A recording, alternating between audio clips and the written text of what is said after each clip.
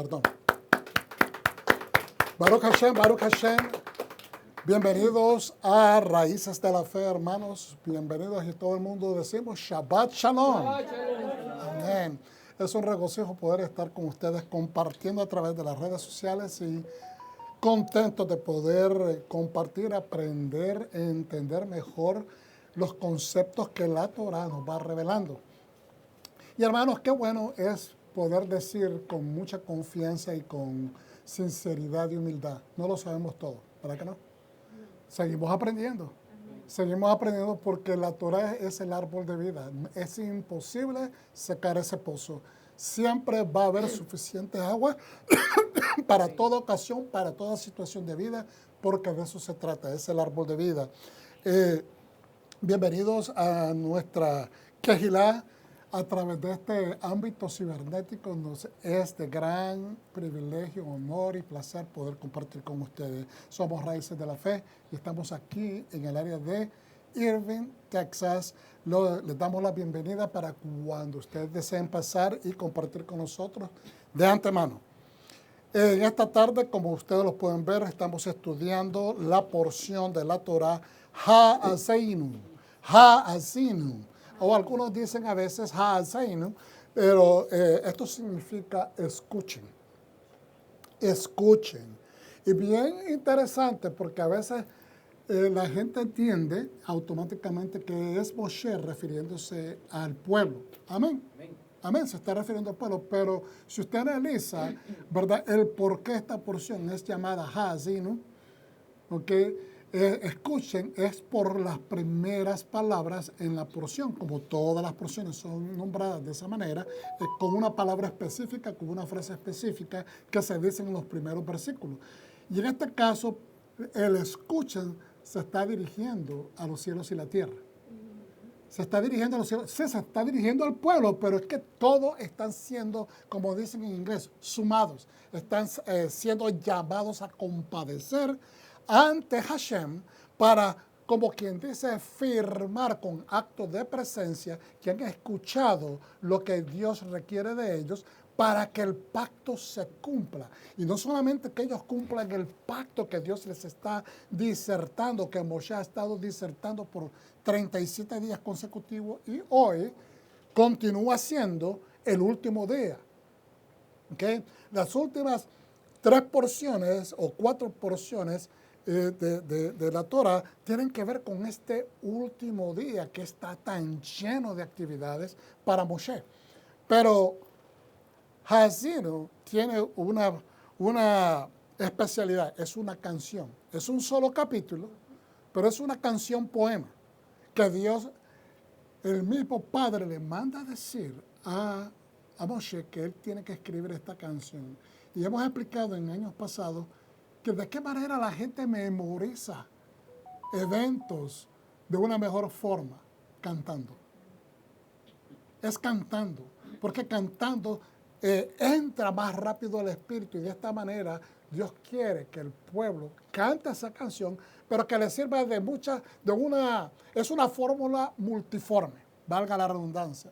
Es una fórmula multiforme, porque los llama a la conciencia, los regaña en anticipación para que no cometan las faltas de las que se profetizan dentro de la misma, les hace ver de que Él es un Dios compasivo y que está dispuesto a perdonar si se arrepienten de corazón. Y también de que hay consecuencias severas para aquellos que decidan desobedecer y ser, confrontar al Eterno de una manera rebelde y decidirse a no retornar a Él. Entonces, todas estas cosas están establecidas dentro de esta canción, que en cierta manera puede ser para muchos que leen las Escrituras una especie de repetición de lo que ha venido recalcando el Eterno. Pero es importante, hermanos, porque si nosotros aplicamos esta metodología a nuestra propia vida, usted no la va a ver muy largo de lo que usted hace como padre de familia. Amén. Usted le repitió a sus hijos tantas veces que llegó hasta un momento que usted decía, después de unos cuantos años, pero Dios mío, ¿cuándo estos nenes, estos niños, estos chavalos, estos muchachos van a entender, cuándo van a terminar de comprender las enseñanzas de sus padres. Y esa es la misma manera que Dios quiere que entendamos, que es un Padre compasivo, de que a veces también la paciencia llega a su colmo. Pero, ¿cuántos de nosotros entendemos, hermanos, que aunque se nos termine la paciencia, el muchacho no deja de ser su muchacho? ¿Ok? Su hijo o su hija no deja de ser su nene o su nena. Y que usted no va a rendirse hasta que usted mire de que esa persona ha desarrollado madurez. Pues de la misma manera, Hashem nos quiere hacer ver esto mismo a través de esta porción Haazino. De la Torah estaremos leyendo Deuteronomios 32, 1, 52. Si Hashem nos permite, vamos a cubrir todo el capítulo. Son 52 versículos. Lo vamos a tratar de hacer lo más informativo posible.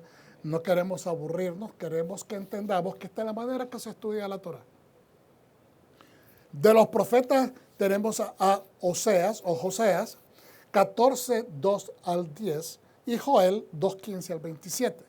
Del Pacto Renovado, Nuevo Testamento, Mateo 18, 21 al 35. Estos son algunos de los recursos que hemos utilizado para montar esta enseñanza y traer una enseñanza lo más balanceada que podemos.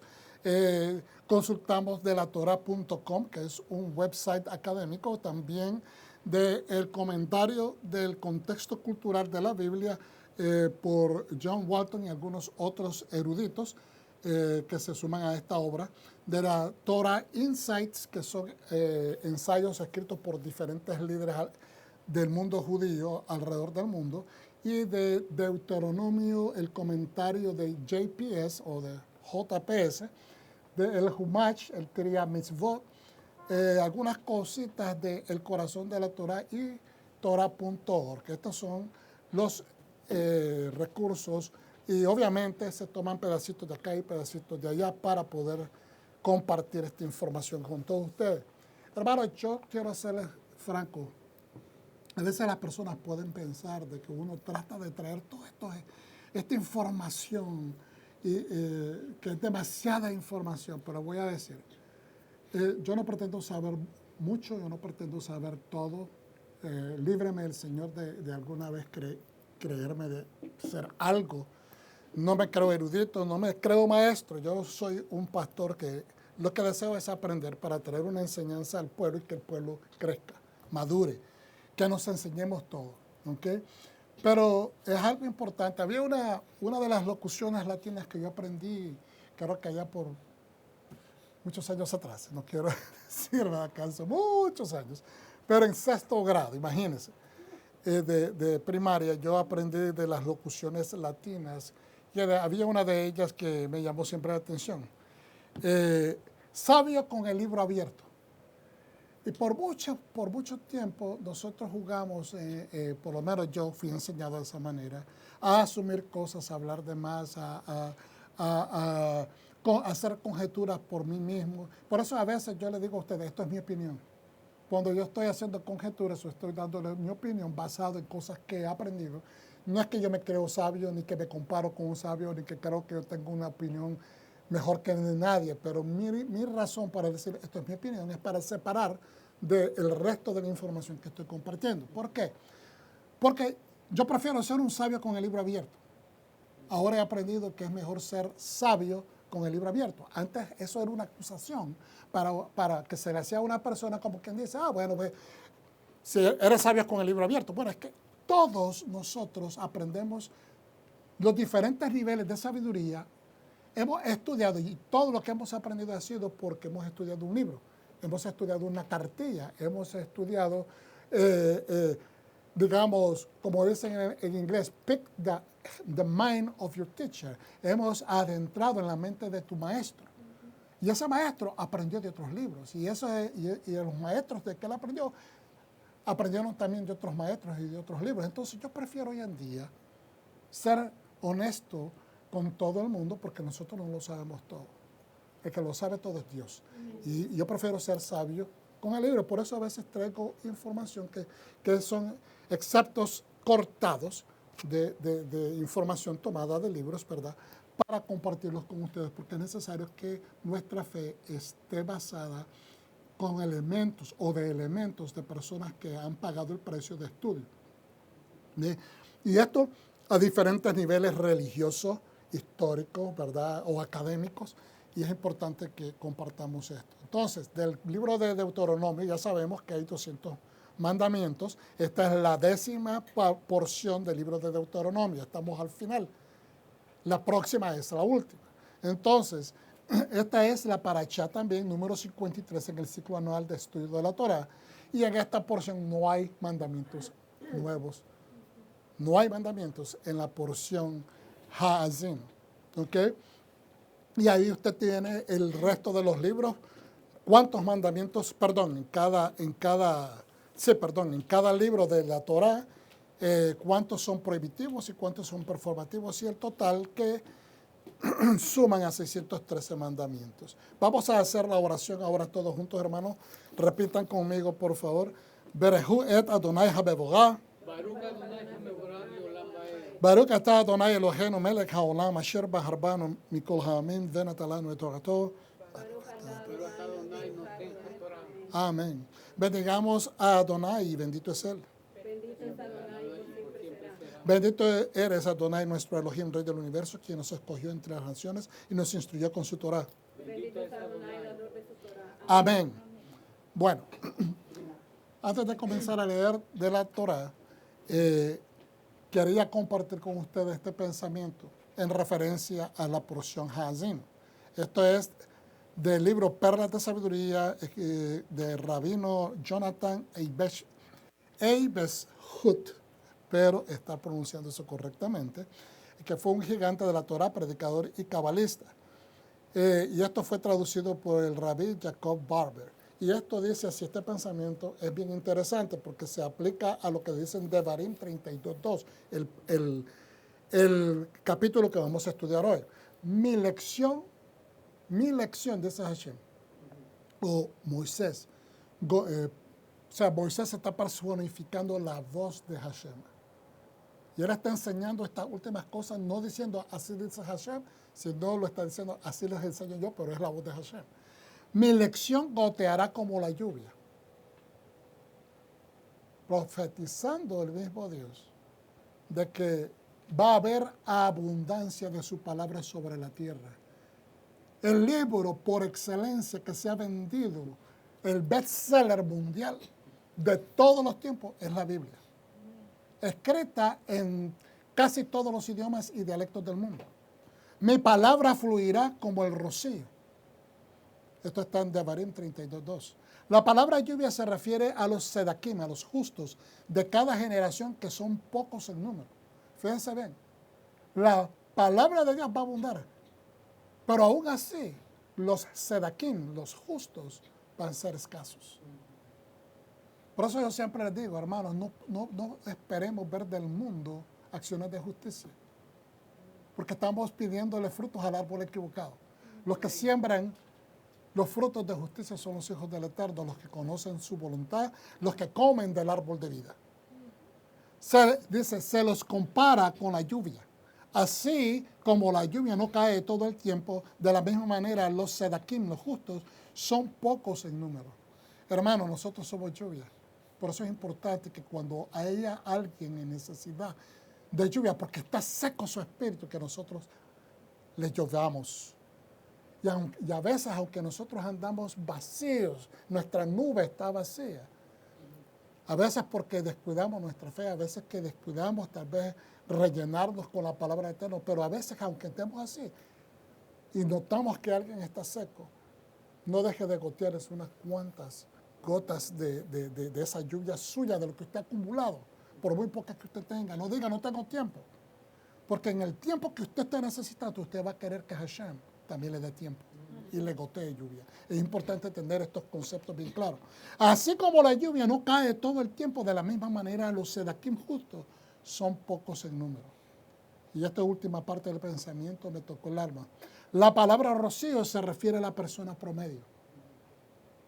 Todas las personas promedio tienen la capacidad de bendecir a otra vida.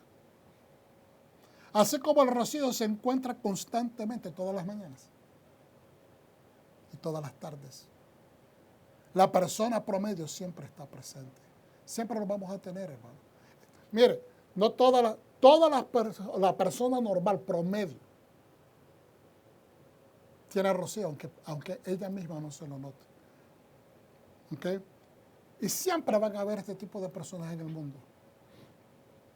Tienen rocío, pero a veces ni siquiera ellos mismos se lo aplican. Entonces es necesario que nosotros entendamos que también a esas personas que a veces nosotros mismos, pero si se mira que tiene, que no necesita, no juzguemos de esa manera, porque puede ser que esa persona esté necesitando más que otra persona que aparenta que necesita. No juzguemos al libro por su portada. Amén. Entonces que tengamos conciencia que la necesidad está en todas partes, inclusive en nosotros. Hoy hablábamos que hay aflicción, que hay retos, ¿verdad? Y entonces estamos en la quejilá. Que vengamos a la quejilá, que tengamos a Dios, no significa que no vamos a tener retos. Y entonces, a veces nosotros también necesitamos que nos goteen agua de ese pozo. Amén. Amén. Entonces, vuelvo y repito. Mi elección goteará como la lluvia, mi palabra fluirá como el rocío. Deuteronomio 32:2. Entonces, Parashá 53, Hazino, escuchen. Oíd, oh cielos, mientras hablo. Escuchad tierra las palabras de mi boca. Que mi enseñanza caiga como lluvia, que mi palabra se condense como el rocío, como lluvia ligera sobre las briznas de hierba. Briznas es esos arbustitos que salen así separados, a veces en el desierto, bien separaditos, pero hay esas briznas de hierba, o lluvia sobre plantas en crecimiento. Porque proclamaré el nombre de Adonai, venid, declarad la grandeza de nuestro Dios. La roca, su trabajo es perfecto, porque todos sus caminos son justos. Todos los caminos de Hashem son justos. Un Dios confiable que no hace mal. Él es justo y recto. Él no es corrupto. El defecto está en sus hijos. Una generación torcida y, ¿cómo dice la palabra? Perversa. Y se parece una acusación. Pero eso de perversa es que no dejan de pensar en las cosas del mal, en perversidades. Entonces, me disculpan que a veces cuando hago transferencia de una computadora a otra, me corta, no sé por qué, las últimas líneas.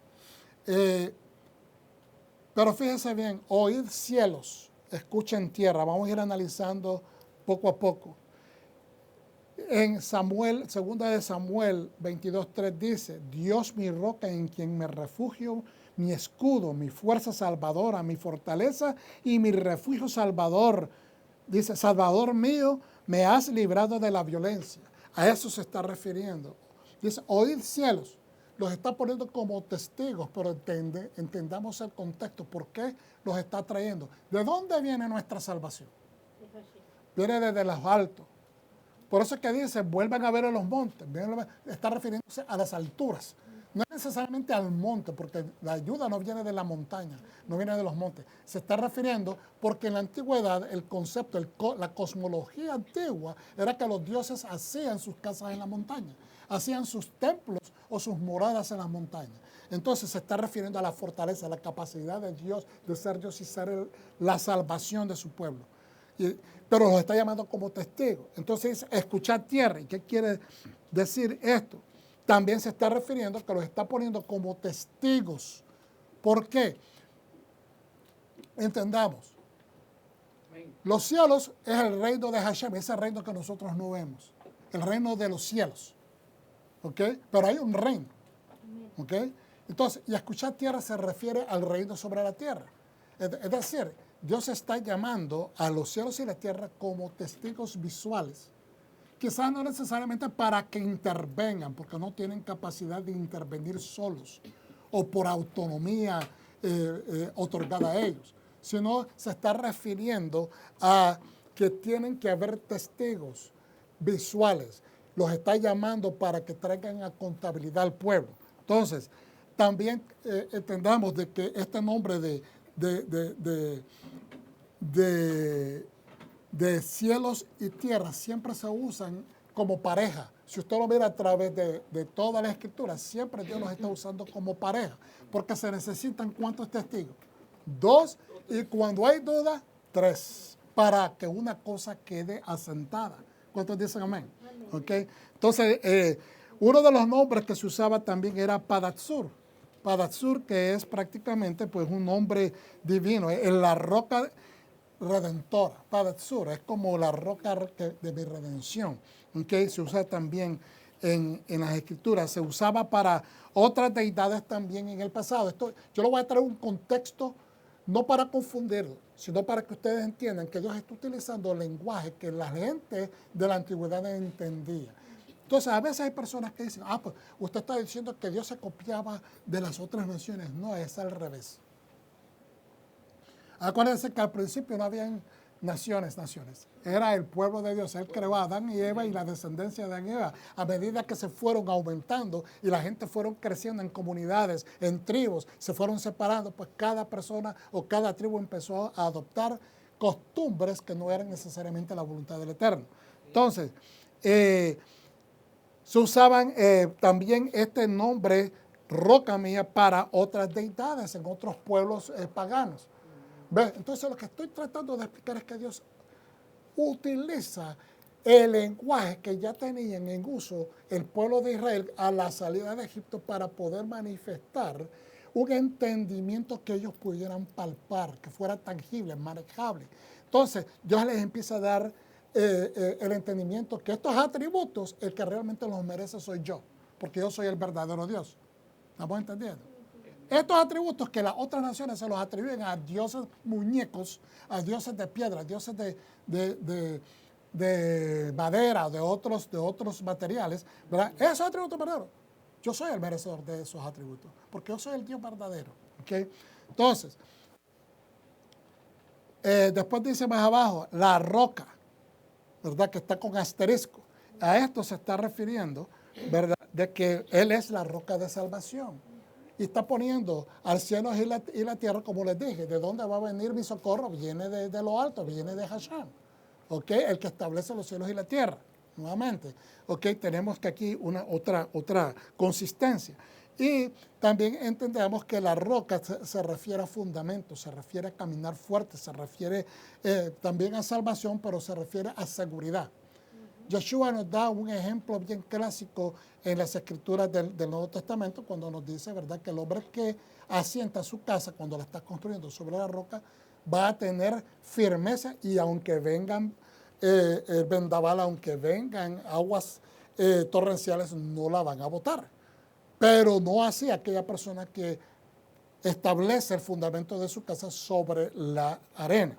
Ok. Entonces continuemos. Dice en el verso 6 en adelante, necio, tan faltos de sabiduría, como pagan a Adonai. ¿Por qué? Porque vamos hacia atrás. Él no es corrupto. Hashem no es corrupto. El defecto está en sus hijos.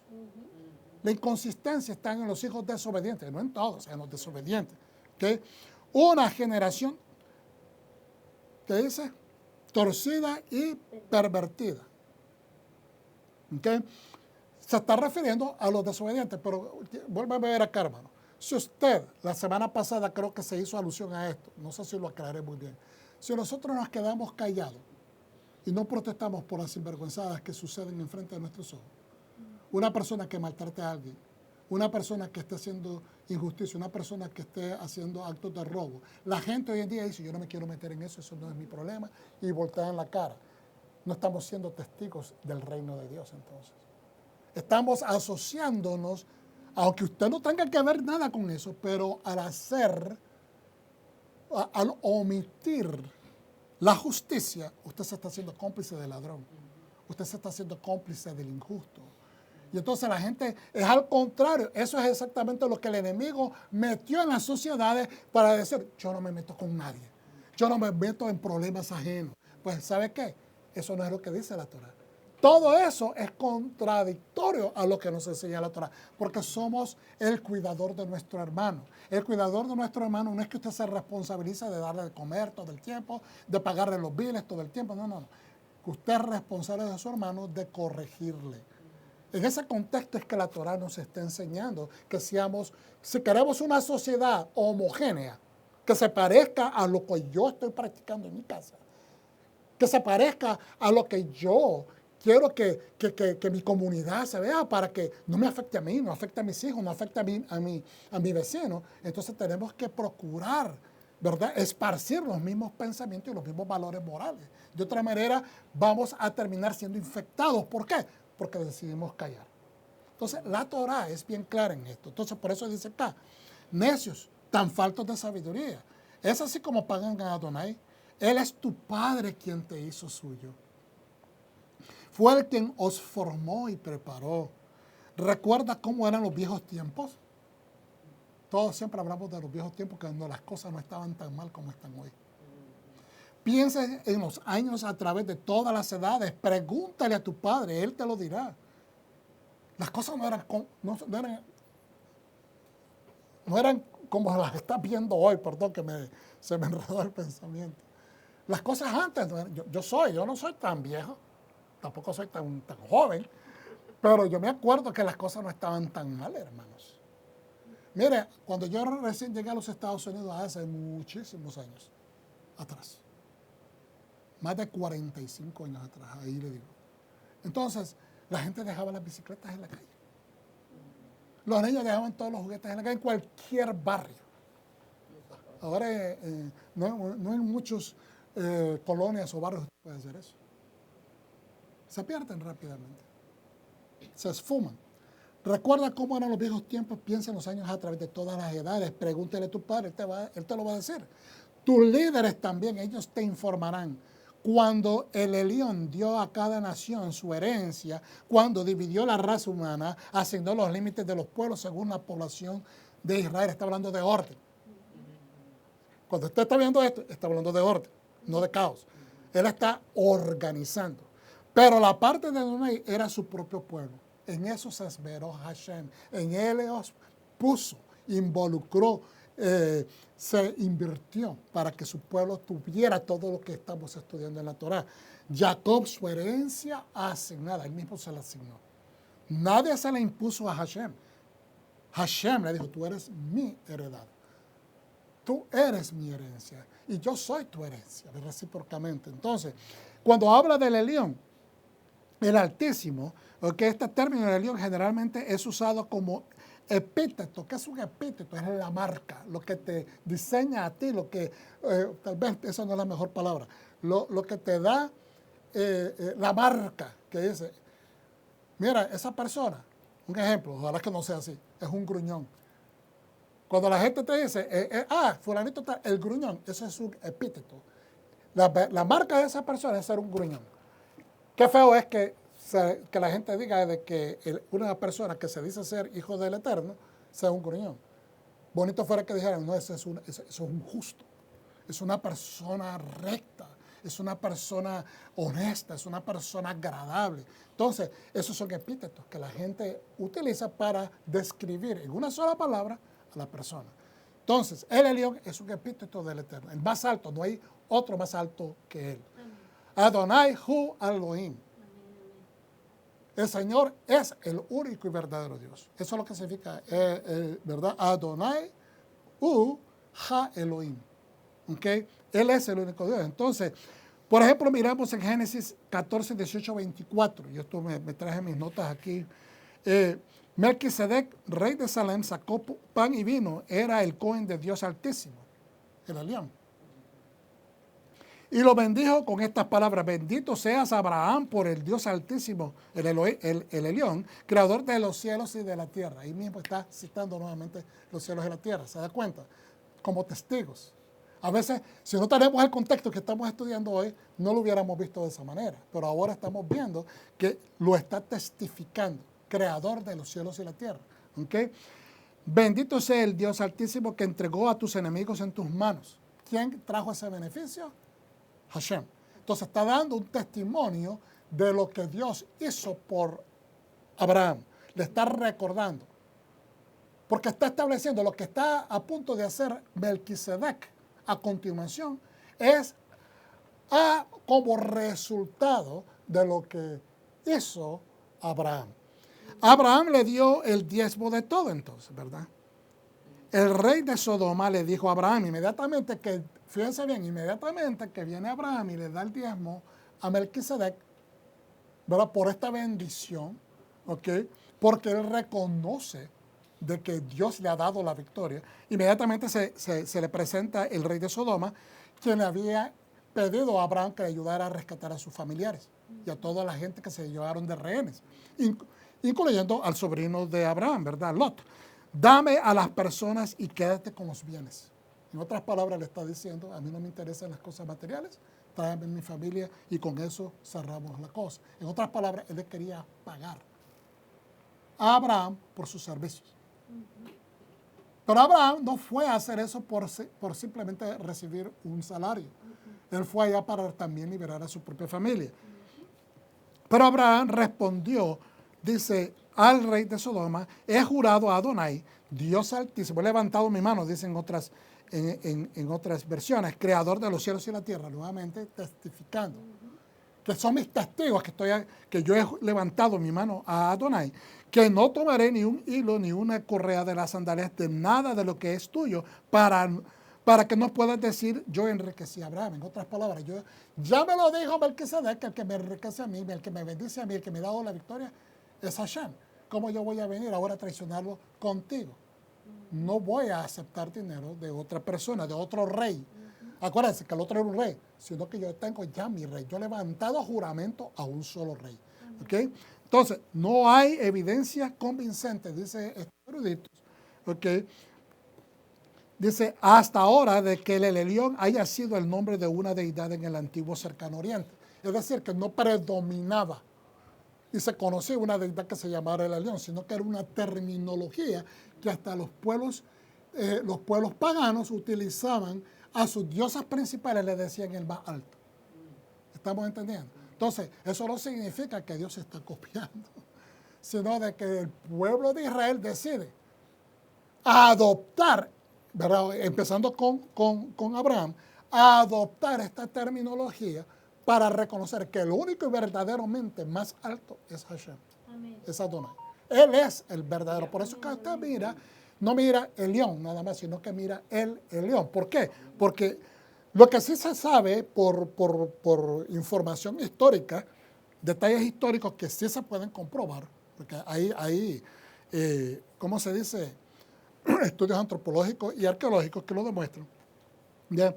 Que uno de estos, este epíteto, Elión, el Altísimo, se usaba con el rey El y el rey el dios El y el rey Baal, que eran los principales del panteón cananeo. No en todas las tribus de Cananea, pero sí en algunas.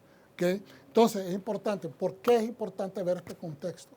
Para que entendamos que Dios está utilizando estos idiomas. Él va poco a poco, lo mismo que hizo en Egipto cuando él venció a todas las deidades.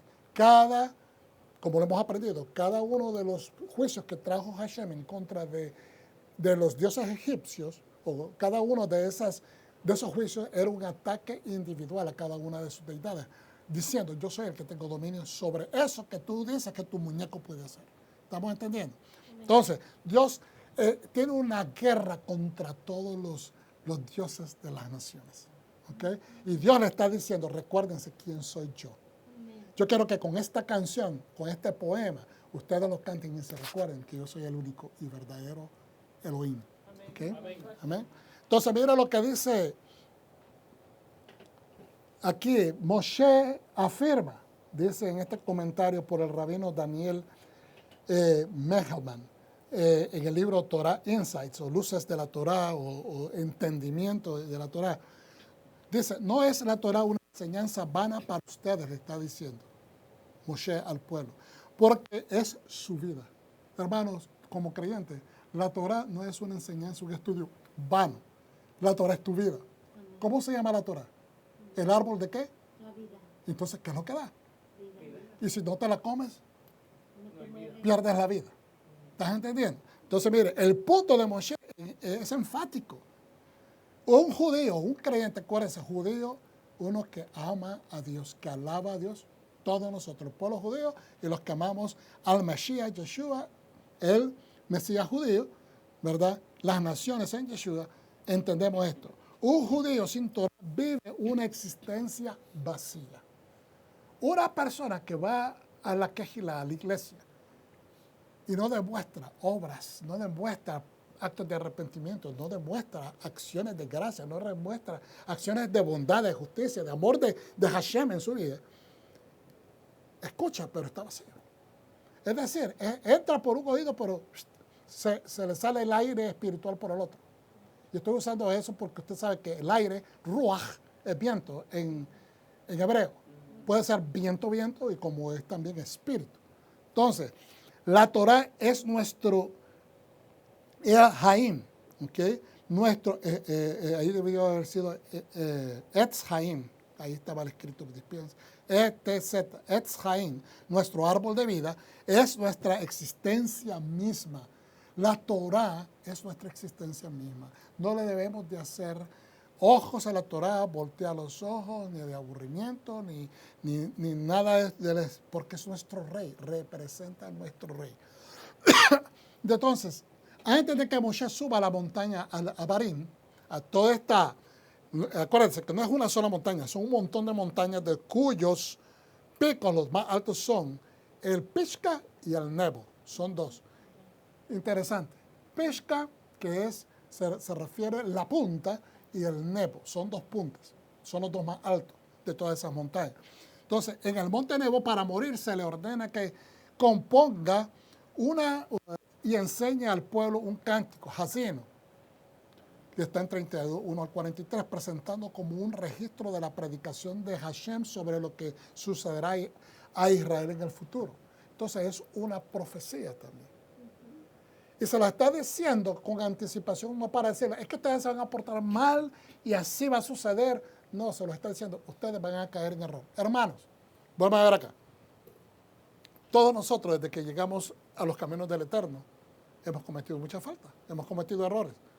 ¿Y qué ha pasado? Estamos acá, ¿por qué? Porque nos hemos arrepentido. Porque hemos creído en la misericordia del Eterno a través de Yeshua, nuestro Mashiach, y por eso estamos acá parados.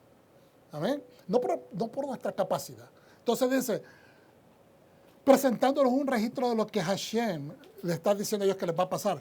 Como poema escrito en el hebreo arcaico, Hazino, es muy difícil. Su dificultad se refleja en las muchas variantes textuales de Hazino. ¿Okay? Hay muchas variantes textuales y que se encuentran entre el texto mesorético, esto es, los textos más antiguos que se pueden encontrar, ¿verdad?, de la Biblia, y el Pentateuco samaritano y también de la Septuaginta, que es la primera traducción al griego de la Biblia. Y varios fragmentos de Qumran que se conservan, o sea, los fragmentos que se encontraron de Qumran que también dan, dice, variantes textuales adicionales que no se encuentran en ninguna de las otras tres versiones ya mencionadas. Entonces, ¿qué es lo que estoy diciendo? ¿Estoy tratando de confundirlos? No. Lo que estamos tratando es de hacer un estudio de qué significan estas palabras. ¿Es solamente una canción? ¿Es solamente un poema? ¿Es una profecía en esencia? ¿Qué es lo que está sucediendo? ¿Qué es lo que está sucediendo? La primera mitad de Haseinu es sencilla, dice. Nos relata las acciones de Hashem, nos dice qué es lo que ha hecho Él. Porque siempre Dios comienza de esa manera. Yo soy el Dios Todopoderoso, yo soy el que te sacó de Egipto. Le está recordando al pueblo de dónde es que Él viene, de dónde viene Él. Porque Él tiene derecho de decirnos de dónde nos ha sacado. Porque es parte contextual del pacto que Él tiene con nosotros. Y Él nos está recordando quién es Él y qué significa Él en nuestra vida, qué es lo que ha hecho. ¿Para qué? Para que nosotros tomemos dimensión y entendamos que Él tiene derecho de pedirnos cuenta, que Él tiene derecho que seamos contables o nos contabilicemos ante su presencia, que le demos cuenta a Él. ¿Okay? Dice, las acciones de Hashem y lo que pasó cuando las tribus recibieron sus territorios. Hashem eligió a Israel para que fuera su pueblo. Como nos eligió y nosotros firmamos el contrato, ¿verdad? Aceptamos, juramos por Mashiach que íbamos a servirle a Adonai, los habían encontrado en una tierra desierta y los habían llevado a su propia tierra fértil. Hashem los sacó del desierto del pecado y nos trajo a la tierra fértil, el Goshen espiritual en Yeshua HaMashiach. Hay unos paralelos con lo que vivió el pueblo en Egipto, el pueblo, ¿verdad? Y las naciones, cómo podemos hacer estas comparaciones, ¿verdad? Al venir al Mashiach. Adonai los había encontrado en una tierra desierta y los había llevado a su propia tierra fértil. Y sin embargo, una vez que los israelitas engordaron en la tierra, una vez que entraron y se engordaron, prosperaron, mejoraron, ¿verdad? Se enriquecieron, se olvidaron de Adonai y comenzaron a adorar otros dioses. Adonai se enoja tanto por esto que decide abandonarlos. Peor aún, decide exponerlos a toda forma de castigo y miseria, desde el hambre y la peste hasta las bestias salvajes y los invasores enemigos. Esto es en el comentario de contexto cultural de la Biblia del Antiguo Testamento, ¿verdad? Por John Walton. Entonces, esta canción o poema, hermano, es conocida como la canción del pacto. Es importante entonces, porque nos explica qué es el pacto. En un solo capítulo nos resume, si usted lo quiere tomar de esta manera. Es una versión compacta de todo el libro de Devarim, de toda la Torah. A lo largo del antiguo cercano oriente se conocen canciones de todo tipo desde la primera parte del tercer milenio. ¿Cuál es la primera parte del tercer milenio? Desde cuando ellos entraron a la tierra de Canaán.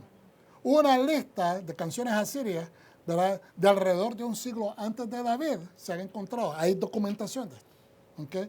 Incluyen los títulos de alrededor de 360 canciones agrupadas en docenas de diferentes categorías. Estas no son, como son asirias, no se están refiriendo al Dios de Israel. Está haciendo una comparación con otros dioses. Como la gente de otras naciones hablaban a sus dioses, para que nosotros entendamos la profundidad de cómo nosotros le hablamos a nuestro Padre Celestial.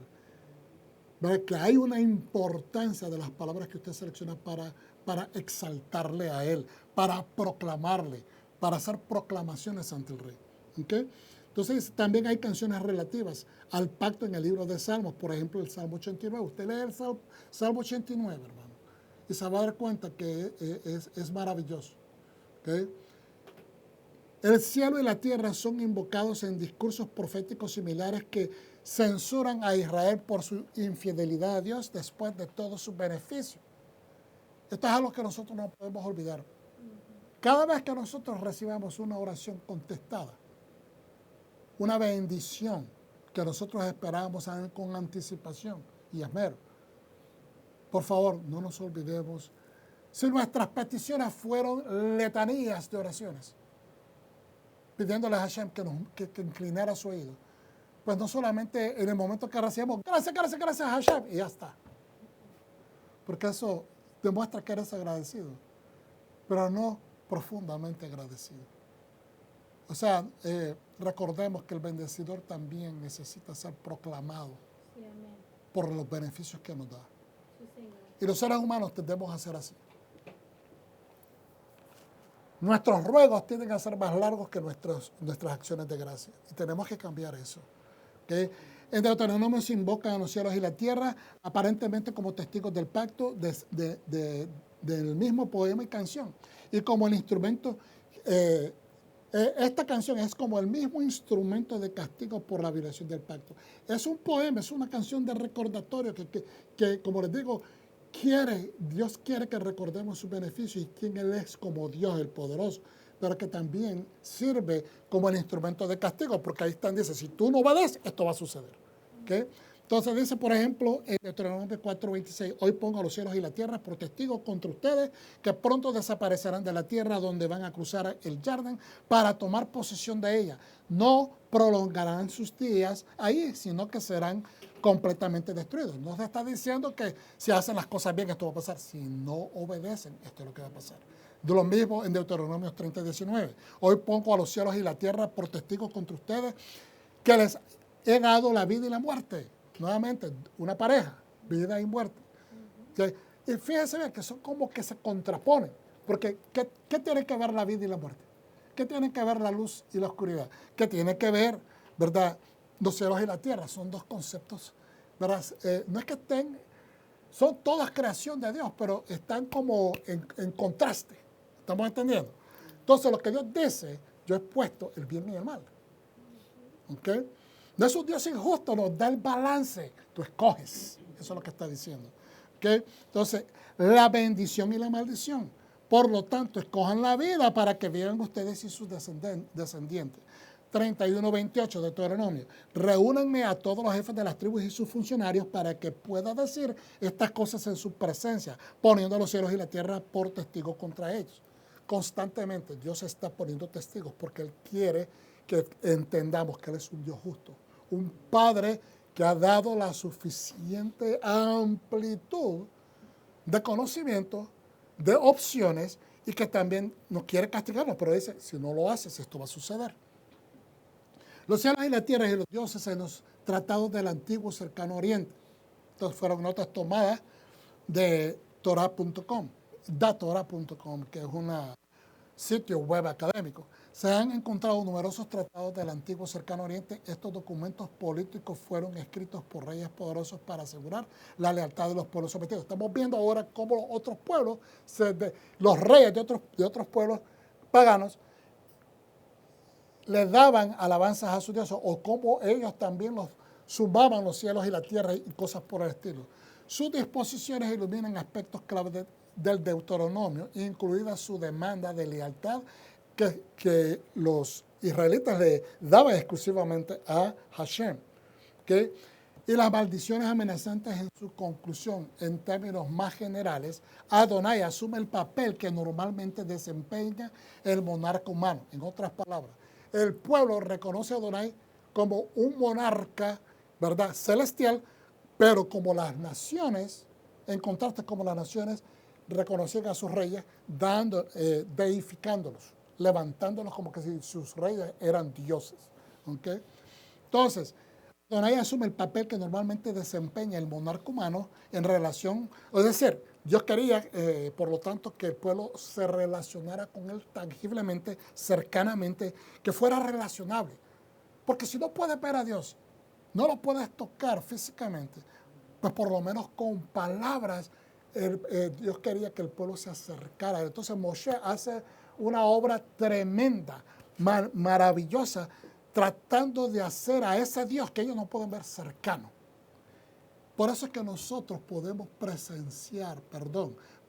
sentir a veces la presencia del Eterno en medio de nosotros. No solamente por emociones, pero podemos sentir que hay una presencia especial en el momento que estamos alabando, porque le estamos dando ciertas proclamaciones que son bien recibidas en el cielo, ¿verdad? Y sentimos esa presencia que hasta tienen un efecto que sentimos como limpieza, un shalom que va más allá de nuestro propio entendimiento.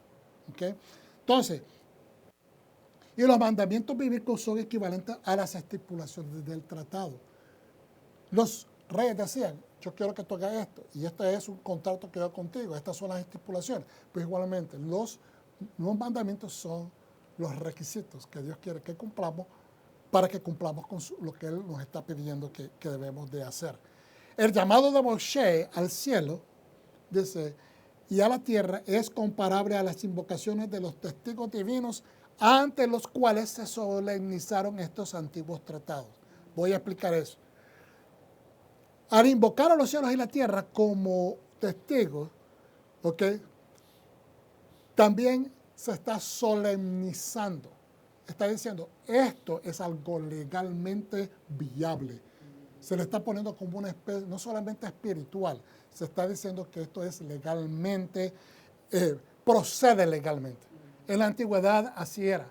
Invocar a los dioses tomaba no solamente que era solemne. Solemne no significa de algo de pomposidad, significa que es serio, que es real, que es solemne, porque lo está haciendo un rey que tiene su solemnidad, y entonces no se podía tomar, como dicen en inglés, lightly, no se podía tomar ligeramente. ¿Okay? Por ejemplo, en el tratado, aquí voy a dar unos ejemplos rapidito. En el tratado del rey hitita Supiluliuma I y Jucana, líder de la casa, que seguramente Jucana, que era un líder de este territorio, había recibido esa concesión de parte del rey Supiluliuma I, ¿okay? Y ahora él tiene que dar cuenta. pero ¿verdad? Este Suppiluliuma I es el rey soberano. Jukana puede ser un líder o puede tener otro nombre nobiliario o título nobiliario, aquí no lo dice, pero está a cargo del territorio del rey. Entonces tiene que traer cuentas. ¿Ve? Entonces dice, estos números que ustedes miran ahí a mano derecha son el folio, es decir, seguramente estas son arcillas escritas en idioma cuneiforme, ¿ok? O lenguaje cuneiforme, que eran el lenguaje de Mesopotamia en la antigüedad, ¿verdad? Y entonces, cuando este número es el número del file o del folio, que están, ¿cómo se dice?, catalogados de esta manera. Entonces, he puesto ahora estas palabras, es decir, los términos de este tratado, bajo juramento por ti. En otras palabras, estamos solemnizando esto, es serio y es legal. Y hemos convocado, fíjense bien, los 1000 dioses que ellos daban alabanza, como testigos, ¿ok? Lo pone ahora a un nivel solemne espiritual. A una asamblea sobre este asunto, a una asamblea completa sobre este asunto. En otras palabras, señor Jukana, esto es serio, ¿ok?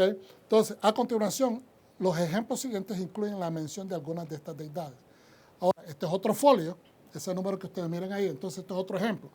Todas las deidades de Hati, de los hititas, las deidades, ahí las menciona, ¿verdad? Todas, de la tierra, las deidades del cielo, las deidades de la tierra, las montañas, los ríos, los manantiales, las nubes.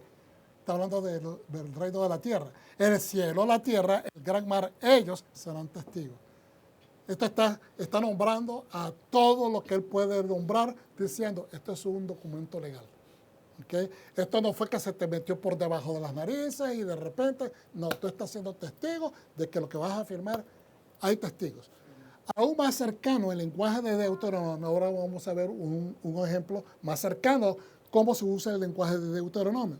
Es un tratado de mediados del siglo VIII antes de la era común, es decir, 800 años antes de Jesucristo, entre Bargaya, rey de Kataj, no se sabe exactamente dónde Kataj es, y Matiel, el rey de Arpad, escrito en arameo antiguo en una estela, en una piedra encontrada en Safiret, en Siria, que se formaliza en la presencia de numerosos pares de deidades. Ahora, estos pares de deidades son los que acabamos de ver en Deuteronomio. Cielo y tierra, ¿okay?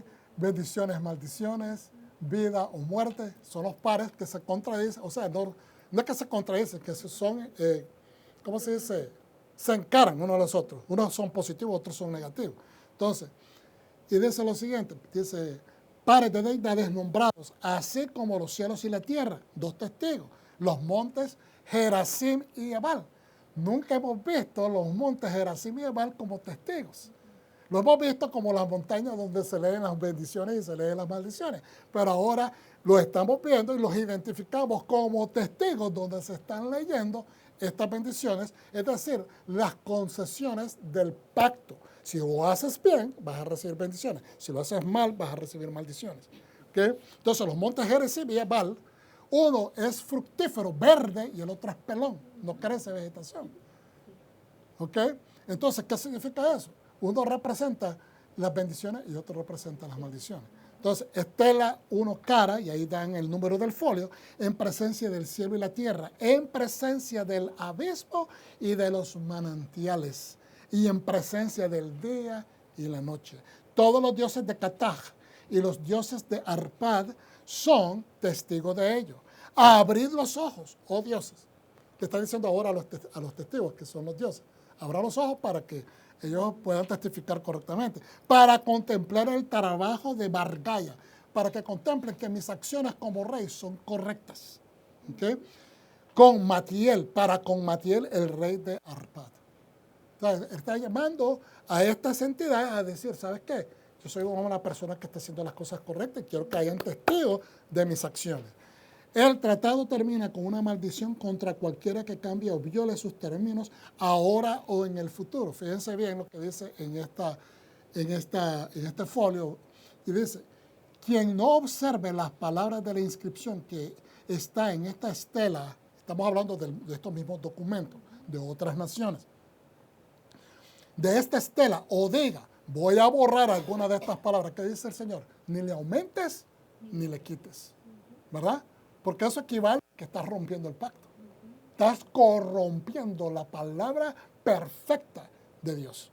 Entonces dice, voy a borrar algunas de sus palabras o voy a alterar las buenas relaciones del tratado. Porque si nosotros alteramos la palabra de Dios, el resultado va a ser negativo. Si yo le doy un versículo a una persona mal hablada, que no está en su correcto orden, yo puedo intercambiar a veces algunas palabras si uno no se recuerda, eso no es pecado. Pero si yo ya le cambio el significado de lo que significaba positivo para que se torne negativo, entonces yo estoy no solamente corrompiendo la palabra de Dios, el resultado que le va a dar a esa persona va a ser equivocado, lo cual me trae también consecuencias. ¿Ven? Entonces dice, y que esa persona diga, voy a alterar las buenas relaciones del tratado y a convertirlas en malas. En cualquier día en que lo haga, que los dioses derriben a ese hombre y a su casa y todo lo que hay en ella, testigos permanentes. Entonces, aquí mismo nos está dando, que se parece mucho al lenguaje que se utiliza en Deuteronomio. ¿Por qué es importante ver estos contextos? Porque Dios, vuelvo y repito, quiere que su pueblo se relacione adecuadamente con los conceptos que ellos ya entienden. Le voy a poner un ejemplo. Dios, cuando le habla al Espíritu, nos da ciertas direcciones. Usted está orando y está pidiendo dirección para algo y de repente Dios le habla y nos dice así, nos trae pensamientos que tienen que ver con el día de hoy. Imagínense que Dios nos hable con palabras y nos traiga un concepto del pasado. No, usted vive en el hoy. Si usted tiene un entendimiento de las Escrituras y viene, de repente se le inserta un versículo, ¿verdad?, del antiguo, de la Torá o de los profetas, y pero si usted tiene un entendimiento de ese versículo, usted lo puede aplicar inmediatamente a su vida y decir, oh, esto es a lo que estoy orando. Usted no estaba pensando en eso, pero de repente se le inserta. Pero imagínense que salga un pensamiento que no tiene absolutamente nada que ver. Usted mismo lo va a discernir y lo va a descartar, porque no tiene sentido. Entonces, lo que estoy tratando de explicar es que Dios, cuando le habla al pueblo, quería utilizar un lenguaje que ellos estaban relacionados. Ellos habían vivido 400 años, 430 años en Egipto. Entonces, ellos entendían estos vocabularios porque así se hablaba en referencia a las deidades. Entonces, tenía que hacerlo relacionable para que ellos comprendieran qué se esperaba, qué esperaba Hashem de ellos. Estas comparaciones señalan los paralelismos entre el pacto de Deuteronomio y los tratados antiguos, pero también resaltan el sabor particularmente monoteísta de Deuteronomio. Entendamos eso. Nuestro Dios es uno. Amén. En él, dice, en el que el cielo y la tierra son lo suficientemente animados como para servir como testigos, pero no son deidades en sí. Y ciertamente no aparecen como testigos junto con ninguna otra deidad nombrada. Los cielos, por ejemplo, pueden implicar ángeles, el reino de Dios. ¿Me entienden? Entonces son algunos comentarios que algunos sabios hacen. Y la tierra, dice, implica también el mismo pueblo de Israel, porque el pueblo de Israel vive en la tierra, y las naciones también. Entonces, testigos. Seres animados, vivos, ¿okay? Dice, como señal, y Ben Ezra, que uno de los sabios, su participación garantiza que la promesa del beneficio o castigo durará más allá de la vida de cualquier ser humano. ¿Por qué Dios señala citando a los cielos y la tierra? Porque son eternos. Nos va a sobrepasar a todas las generaciones, los va a sobrepasar. Siempre va a haber cielos y tierra. ¿Estamos entendiendo? Entonces, y Ben Ezra, en referencia a Deuteronomio 4:26, sin embargo, me parece que el cielo y la tierra son testigos y los israelitas y sus hijos siempre los verán porque son eternos como los días de los cielos sobre la tierra. Eso es a lo que se refiere. Son interminables. Deuteronomio 11:21. Oíd montes el pleito de Adonai, en Miqueas 6:2. Y he aquí, esta piedra será testigo contra nosotros. Y en Josué 24:27 hay también términos similares. Dios, en otras palabras, está trayendo testigos que no se van a terminar. porque no quiere que ninguna generación pueda decir, es que la Torá no nos puso suficientes ejemplos. No, trajo los cielos y la tierra como ejemplo, y el ejemplo es que son testigos para la eternidad. Entonces encontró a su pueblo en la tierra desierta, en un desierto aullante y desolado, la protegió y cuidó de él, lo protegió como la pupila de su ojo. En algunos lugares dice la niña de sus ojos. Pero entendamos, como dice esta explicación, ¿okay? Déjeme terminar, voy a terminar este segmento y después leemos lo de abajo. Como águila que unido se cierne sobre su joven, se cierne sobre su joven, es decir, lo cubre, extiende sus alas, las toma y los lleva mientras vuela. Solo Adonai dirigió a su pueblo. Ningún Dios extraño estaba con él. Él no necesitó ayuda de ningún otro Dios, porque él es suficiente. Es el Todopoderoso, es un solo Dios. No necesita asistencia, mucho menos de muñecos. Dice, solo Adonai dirigió a su pueblo. Ningún Dios extraño estaba con él. Lo hizo cabalgar sobre las alturas de la tierra. Comieron los productos del campo, les hizo chupar miel de las rocas y aceite de olivas en los peñascos. ¿Qué quiere decir esto? Cuando dice la pupila de sus ojos, no se está refiriendo que era apreciado como la niña de sus ojos. Es decir, no se refiere que en su momento más débil, en su momento más tierno, en su momento más de indefenso. Acuérdense que los ojos es el órgano más precioso del cuerpo. Los ojos nos conectan directamente con el mundo que nosotros vemos, ¿ok? Con el mundo, perdón, en el que nosotros vivimos. Y a veces una persona puede ser sorda, pero si tiene visión, le sirve de mucho, ¿ok? No necesariamente una persona que tiene capacidad de escuchar bien, pero no tiene vista, puede escuchar bien y se le afina también el sentido del oído, ¿ok? Mejor que muchas personas normales. Pero el punto es que los ojos nos conectan a la interpretación de un mundo que podemos observar. Podemos discernir mucho entendimiento viendo. ¿Okay? Entonces, pero habla básicamente de la necesidad. Mire lo que dice acá abajo. Durante estas festividades de Teshuvah, de perdón y agradecimiento. Creo que eso mejor lo digo al terminar. Perdonen. Okay. Otra cosa que quiero agregar en referencia a dice, en sí es una metáfora, se trata de una expresión idiomática en nuestro idioma, niña de nuestro ojo, es la niña de los ojos, pero es pupila, pero no en hebreo. Aquí lo que se menciona en hebreo es la pupila como parte del cuerpo sensible. Cuando el pueblo está sensible, Hashem, okay, va a proteger la pupila del ojo de él, no que seamos relativamente la pupila del ojo de él, sino que somos débiles y él está dispuesto a protegernos con su poderío. Ahora, dice, en las alturas de la tierra, en el verso 13, comieron los productos del campo, les hizo chupar miel de las rocas y aceite de oliva de los peñascos. En medio del desierto había muchas necesidades. Dios le dio en un lugar inhóspito, de muerte prácticamente, donde no se podía cultivar, les dio de comer, les dio lo mejor y le dio, dice, de las alturas le suplió prácticamente. ¿Por qué? Al decir que cabalgaron sobre las alturas de la tierra, significa que los llevó sobre todo problema. Y esto alude al vuelo de las águilas. ¿Okay? ¿Por qué? ¿Por qué los sabios dicen esto o los eruditos también, que esto alude al vuelo de las águilas? Porque las águilas son las aves que suben más alto en su vuelo.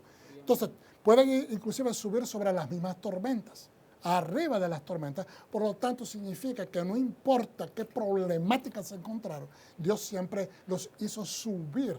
También tiene que ver, ¿verdad? Cuando dice, por ejemplo, en el verso 11, como águila que remueve su nido, se cierne sobre su joven.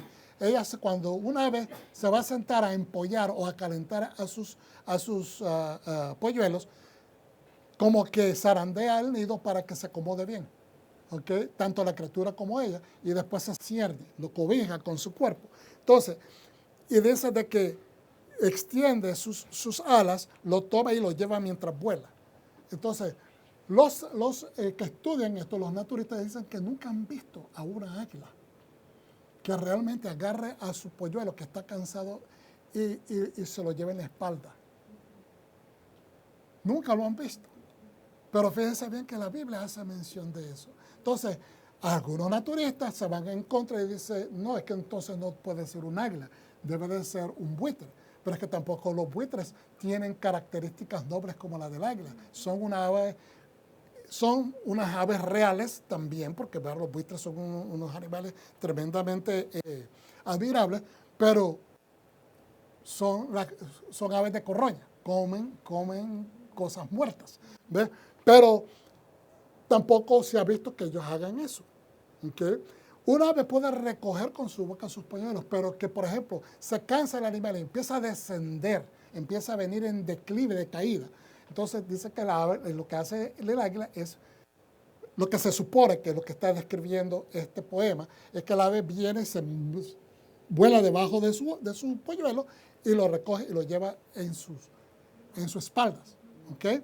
Entonces, ¿qué hace Hashem cuando saca al pueblo de Egipto? Dice que en mis alas como águila te llevé, protegido, en alturas, cuidándote de todo lo que te podía hacer daño. Eso es lo que está describiendo Hashem.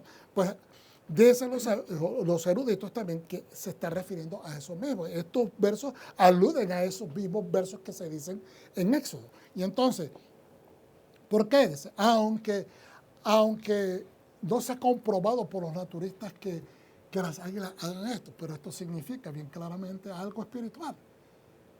Lo tienen que ver los naturistas para confirmar que esto realmente sucede. Lo tienen que realmente confirmar los naturistas, porque ¿quién ha visto a Hashem realmente levantarnos cuando tenemos problemas? ¿Quién ha visto a Hashem venir y llevarnos en el aire para que no nos hagan daño las tempestades de la vida? Pero sin embargo viene y con su mano que no la podemos ver, el Dios a quien nosotros no podemos ver, pero que está vivo, que vive, nos saca de los problemas, nos soluciona y nos lleva en alto. Eso es lo que prácticamente significa. No vamos a ver la mano de Hashem, ¿verdad? Todo el tiempo visiblemente. A veces podíamos compararla con situaciones de la vida. ¿Ok? Podemos decir, esta es la mano de Hashem. Pero cuando nosotros recibimos ese favor, estamos completamente seguros que es la mano de Hashem salvándonos y que nos ha llevado sobre sus lomos y nos ha elevado sobre todos los problemas. Así es de que esto es, creo que es una terminología de fe. Tenemos que creer que Él está ahí. ¿Okay? Eso es lo que yo creo que está cultivado en medio de las líneas de estos versos, de este poema o de esta canción. Y dice, los hizo cabalgar sobre las alturas de la tierra. Y dice, miel de las rocas y aceite de oliva comieron de los peñascos. Ustedes saben que cuando hablamos especialmente en este tiempo que comemos manzanas con miel, nosotros entendimos hace un tiempo que lo que se come es la miel datilera, de la palmera datilera, que es miel de dátiles. Y hicimos ese cambio. No significa de que si usted come sus manzanas en este tiempo con Dios mío, miel de abeja está mal. Pero lo que se entiende es que en la antigüedad pues no era muy fácil colectar miel de abejas porque las abejas se metían en rocas altas o en árboles altos, en alturas. Entonces era muy difícil colectarlas en abundancia. Entonces, pero como dice de que era miel de roca, los sabios y los eruditos están de acuerdo de que tiene que ser miel de abeja. Porque en el desierto donde iban a encontrar, ¿verdad?, abundancia de palmeras datileras, nada más en los oasis. Entonces, se cree que era miel de la roca, es miel de abeja, porque ahí se meten las abejas y hacen su colmena. Y el aceite de los olivos también de los peñascos, porque un árbol de olivos, hermanos, puede crecer en medio de piedras. Si hay tierra, puede crecer ahí y puede dar olivas. Posiblemente el árbol no va a ser muy grande, pero puede sobrevivir porque no necesita de mucha agua. Puede sobrevivir solamente con el rocío diario. Entonces, ahora dice el rabino Daniel Mehlman en su ensayo de Torah Insight, dice en esta cláusula, dice, durante estas festividades de Teshuvah, de perdón y de agradecimiento, ¿qué seguirá nutriendo nuestra espiritualidad? Después que pasa la fiesta, ¿qué va a seguir nutriendo nuestra espiritualidad? Tiene que haber una fiesta, un moed que nos recuerde que tenemos que entrar en espiritualidad. Esa es una pregunta que nos debemos de hacer nosotros. ¿Cómo vamos a hacer nosotros para mantenernos en el ánimo espiritual? O solamente nos podemos animar cuando viene la fiesta. Entonces, ¿qué seguirá nutriendo nuestra espiritualidad, influyendo en nuestro comportamiento e inspirando nuestro crecimiento religioso? ¿No necesitamos una fuerza constante que nos motive en esta dirección? Porque es vuestra vida.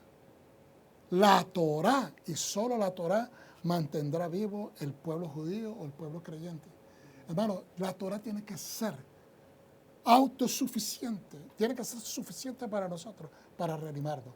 La tenemos que comer diariamente. Así como comemos las comidas que comemos diariamente para sobrevivir, la Torá es el árbol de vida, necesitamos de sus frutos diariamente. Y no es que tiene que leer capítulos a capítulos todos los días, pero por lo menos nutrirse de algo diariamente, para mantener su fe vivaz. Entonces voy a adelantar, ahora hay mucho que decir, mucho que compartir. Entonces Moisés termina de escribir el Sefer Torah y sabe que su muerte está cerca. Moshe escribió la canción de Dios, que Dios le dijo que escribiera con acentos proféticos sobre el futuro comportamiento del pueblo, quienes dejarán el camino recto. Por lo que Moshe escribe una canción advirtiendo a Israel de sus pecados futuros y el mal que le va a sobrevenir. Deuteronomio 31-29. Los rabinos dicen lo siguiente, que la canción de la Torah trasciende el tiempo y mira hacia el pasado, al presente y al futuro. Está en todos los tiempos. Por lo tanto, sí, porque la Torah es eterna. La palabra de Dios es perpetua. Por lo tanto, la canción de Moshe, que mira hacia el futuro, también mira hacia el principio, proporcionando así un marco para toda la Torah. Hermano, no podemos ver la Torah, escoger pedazos y decir, esto es para mí hoy y no para mañana. Es para todo tiempo. No tiene tiempo, ¿okay? Porque Dios no tiene tiempo. Tenemos que empezar sobre la Torah como pensamos Dios. Dios está fuera de la caja, decíamos hace unos días atrás. Tenemos que pensar que la Torah está también fuera de la caja porque es la esencia de Dios. ¿Okay? En una forma interpretativa, Dios desea que entendamos que aunque vamos hacia el futuro, Él es nuestra meta. Amén. Estamos en el presente, que es la transición. Si tenemos la Torah, estamos en trayectoria hacia Hashem. ¿Okay? Y nuestro pasado es el punto de partida u origen, desde el momento que entendimos que teníamos que buscar a Hashem. Esa es nuestra trayectoria y tenemos que reenfocarnos cada vez que se nos olvide. ¿Cómo caminar el Señor? Recuérdese de su principio. Como decía uno de mis pastores en el pasado, que cuando yo me convertí, me quería comer los bancos arrodillados con ketchup. Ahí pasaba arrodillado, orando, buscando la presencia del Eterno. Así tenemos que ser. Cada vez que usted se siente desanimado, recuérdese de su principio, porque esa es la trayectoria que usted tiene que continuar. ¿Okay? El punto de partida. Este último, el origen de donde venimos, debe de establecer una marca importante y crucial en la manera que nos identificamos o interpretamos dentro del contexto de nuestra obediencia hacia el Dios de nuestra creación. Es importante, ese origen es un nacimiento. Es un día de nacimiento espiritual. Y eso es lo que contextualiza en nuestra conciencia. ¿Por qué somos obedientes? ¿Por qué Dios manifestó una diferencia en nuestras vidas? ¿Por qué el Mashiach representa esa fuente de agua viva que lo vivifica a usted? Entonces, nada más quiero decir esto. Hablando, dice el verso 1, Shomrom, que es Samaria, llevará su culpa porque se rebeló contra su Dios, caerá a espada, sus niños serán, dice, estrellados en pedazos y sus mujeres encintas serán abiertas en canal. Hermano, esto es una profecía tan dura y tan fuerte que usted podrá decir, pastor, ¿cómo usted está hablando de estas cosas? Es que esto es la Biblia. Yo no estoy poniendo palabras ni estoy quitando palabras. Dios está hablando. Si no obedecen, desgraciadamente, estas son las consecuencias de la desobediencia a la Torá. ¿Quiere Dios que eso suceda? No, está anticipándole al pueblo. Después dice a Ashur, que es Asiria, no nos salvará, no iremos a caballo y no llamaremos más dioses a los que hicimos con nuestras manos, porque es solo en ti que el huérfano puede encontrar misericordia. Está diciendo, no debemos de confiar en las otras naciones nunca más, ni nos montaremos a caballo. Es decir, confiar que los caballos nos van a garantizar la batalla o vencer en la guerra. O los carruajes, no son los dioses, ¿verdad? A quienes servimos una vez, las riquezas, por ejemplo, que nos garantizan poder tener todos los armamentos necesarios para vencer. Eso no garantiza. Dios es el único que garantiza y es el que cuando nos sentimos huérfanos, nos sentimos solos, nos sentimos desolados, nos sentimos desamparados, vulnerables, Dios es el único que puede aliviar todas esas necesidades porque es su misericordia la que se manifiesta. Sí, amén. Y después dice en Joel 2:15, 27, no puedo leer todos los versículos, pero dice acá en el verso 17, perdón, del 15 al 17, toquen el shofar en Sión, proclamen un ayuno. Toquen el shofar en Sión.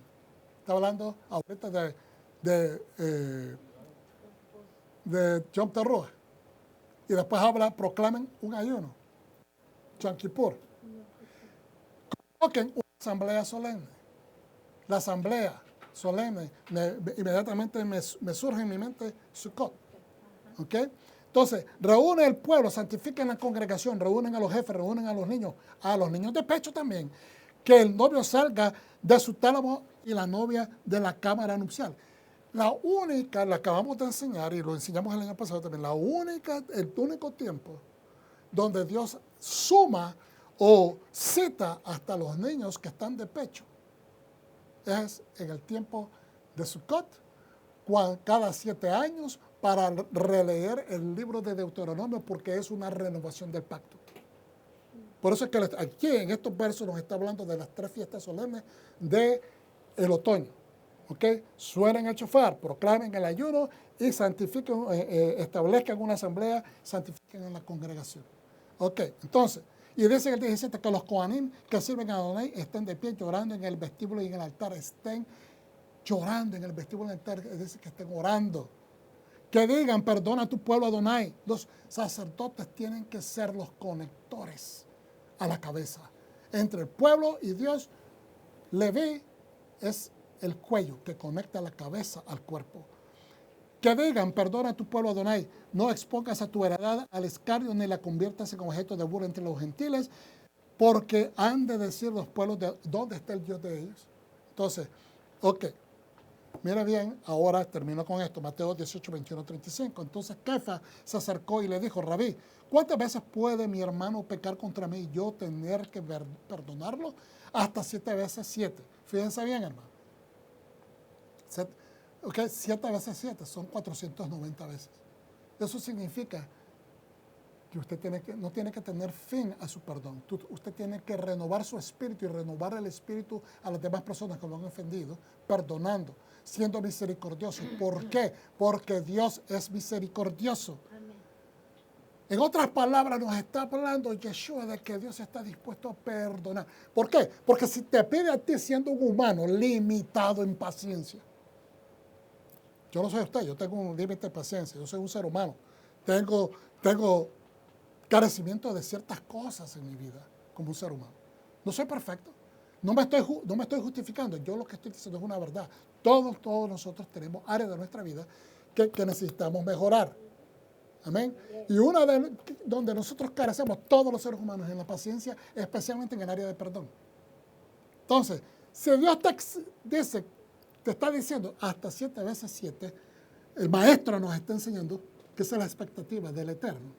Entonces, ¿usted cree que Dios se va a quedar corto extendiendo misericordia a aquellos que se arrepienten de corazón? De ninguna manera. Dios está dispuesto y por eso sus 13 atributos de misericordia son importantes de entenderlo. Entonces dice 22, no 7 veces, respondió Yeshua, sino 70 veces 7. Por eso el reino de los cielos es semejante a un rey que decidió ajustar cuentas con su siervo. ¿Cuándo ajusta cuentas? El tiempo de Teshuvah, en el tiempo ¿de qué? Rosh Hashanah. El día del juicio comienza ahí. El día del veredicto se da en Yom Kippur. El veredicto se da en Yom Kippur, pero el juicio comienza, los tribunales comienzan en Rosh Hashanah.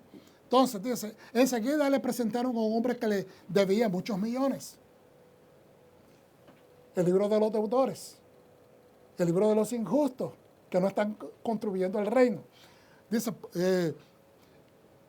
como no podía pagar, su señor ordenó que él, su mujer, sus hijos y todas sus posesiones fueran vendidos para pagar la deuda. Pero el siervo se postró ante él y le rogó, ten paciencia conmigo y te lo pagaré todo. Así que el señor, compadecido de él, lo dejó ir y perdonó la deuda. Pero cuando aquel siervo se iba, se encontró con uno de sus consiervos que le debía una pequeña cantidad. Su compañero se postró ante él y le suplicó, ten paciencia conmigo que te lo pagaré. Pero él no quiso, sino que lo mandó a la cárcel hasta que pagara la deuda. Cuando los otros siervos vieron lo que había sucedido, se entristecieron mucho y fueron a contarle al Señor todo lo que había sucedido. Entonces el Señor mandó a llamar a su siervo y le dijo, siervo malvado, te perdoné toda esa deuda solo porque me lo rogaste. Solo porque me lo rogaste. Me pediste perdón, en otras palabras. ¿No debías tú también tener compasión de tu compañero como yo tuve compasión de ti? Hace un rato yo decía, rogamos con letanías al Eterno, pero cuando nos da la bendición solamente decimos, gracias, gracias, sentamos 4 veces y nos olvidamos.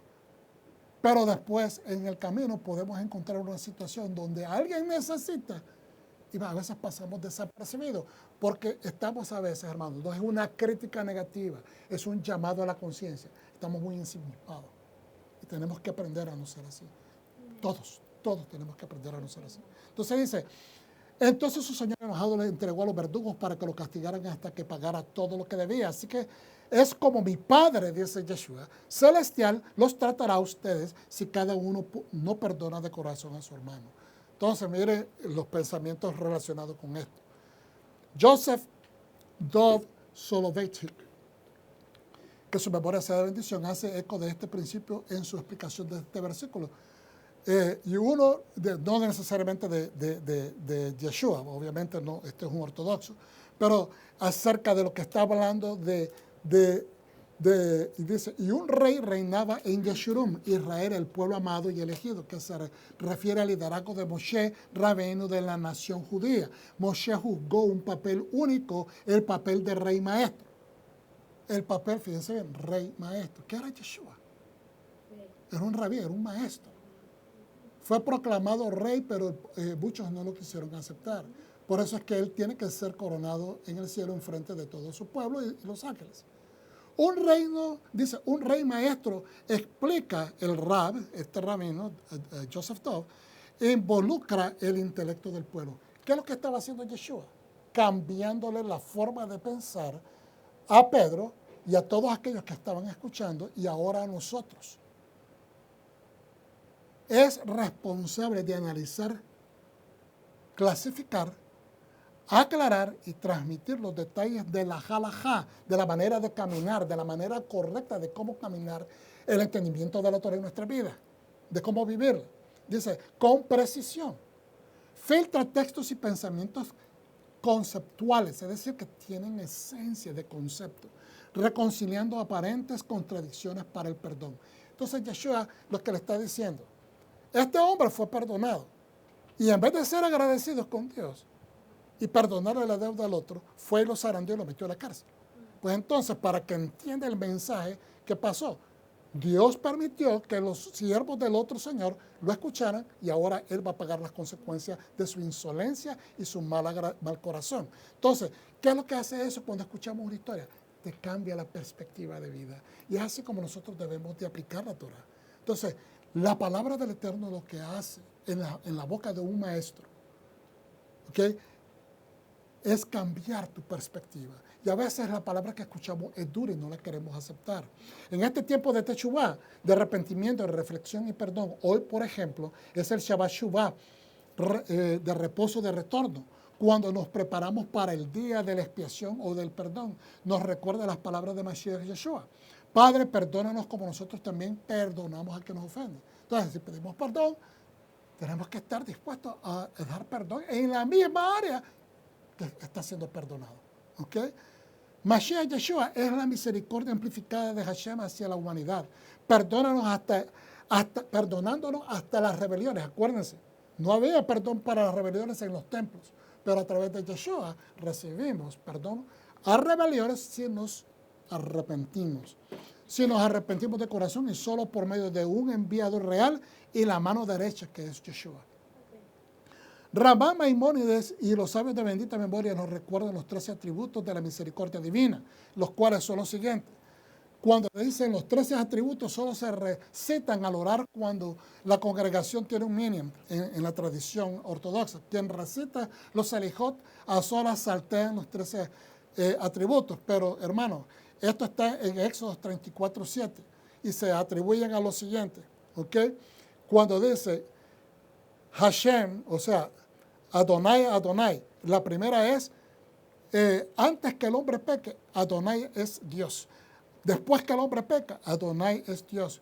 Él es poderoso para otorgar bondad. Es cuando se refiere a Él, ¿okay? El Elohim. Es misericordioso. Él es el Rehum. Él es benévolo. Él es el Benahum.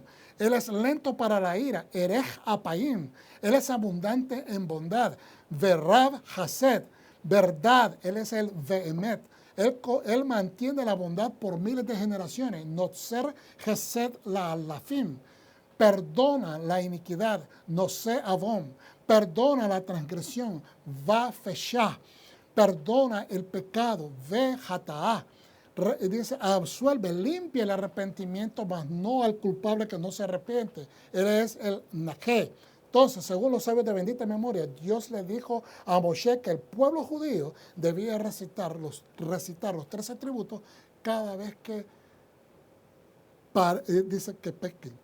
Cada vez que uno quiera arrepentirse de corazón, no es que Dios se olvida, pero recordarle los 13 atributos de su misericordia son una especie de bálsamo sanador para nuestra alma y podemos ver la maravillosa misericordia del Eterno manifestada en nuestras vidas.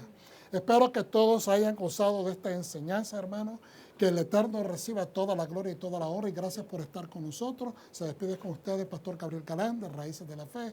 Shalom. Aleluya.